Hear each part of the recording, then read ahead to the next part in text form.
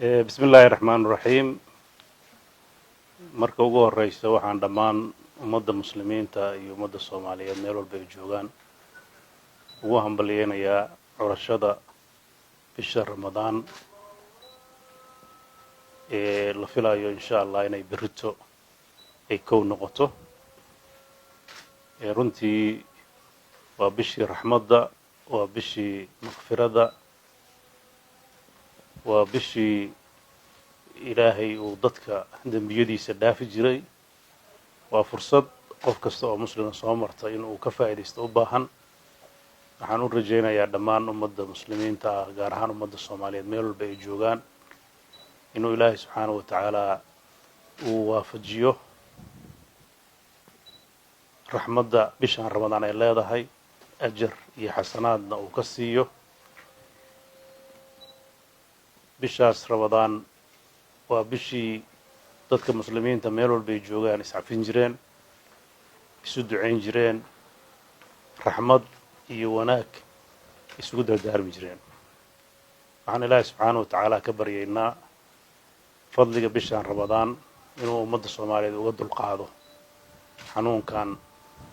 iyaga iyo dadka muslimiinta iyo dhammaan caalamkaba runtii khatarta ku noqday dad badan iyo nafo badan galaaftay walwal iyo walbahaar badan ku riday mujtamacaadka iyo adduunka noloshii xiriiri geliyay waxaan ilaahay subxaanahu wa tacaala ka baryaynaa inuu naga dulqaado gaar ahaan dadka Soomaaliyeed inuu ilaahay hareer mariyo oo duruuf gaar ah ku jira tabartooda oo aad u yar tahay waxyaabaha uu u baahan yahay oo ah adeega caafimaad ay dadkeenu awood u lahayn ilaahay waxaan ka rajaynaynaa inuusan nagu aafayn oo una hareer mariyo runtii munaasabadan bisha Ramadaan waxaan uga faa'iideysanayaa dadka Soomaaliyeed meel walba joogaan inay iscafiyaan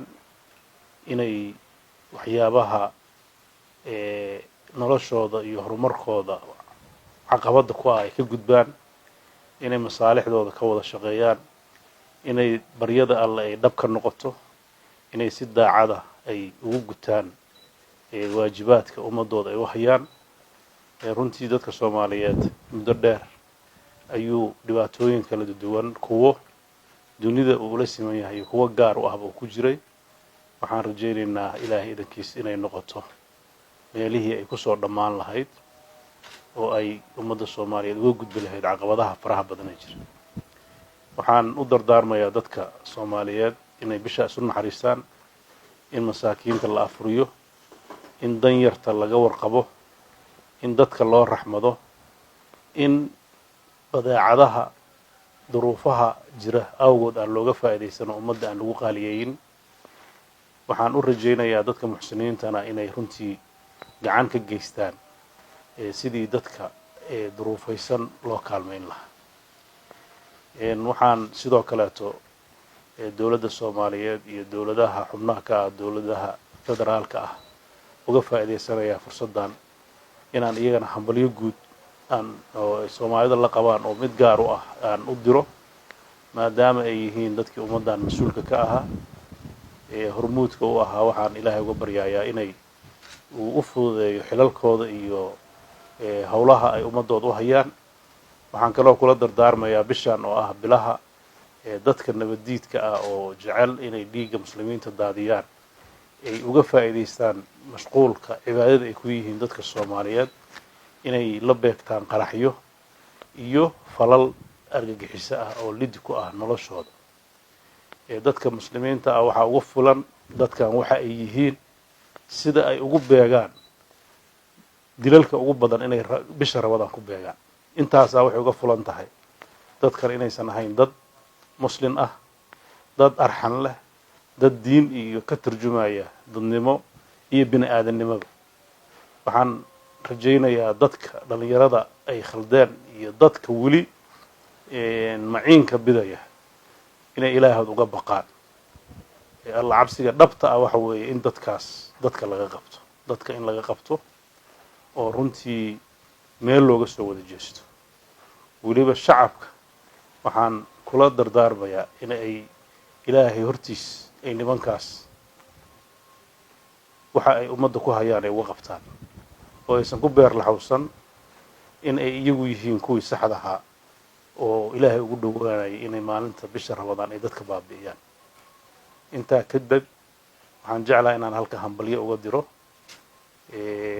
madaxweynaha dowladda Jubbaland iyo ururkii ay kooxdii la tartamaysay oo isbedel doonka ahaa Seraar iyo Xidig iyo Sheekh Daahir oo runtii khilaafkii siyaasadeed ee ka dhashay doorashadii bishii 8aad ka dhacday sanadkii hore Jubbaland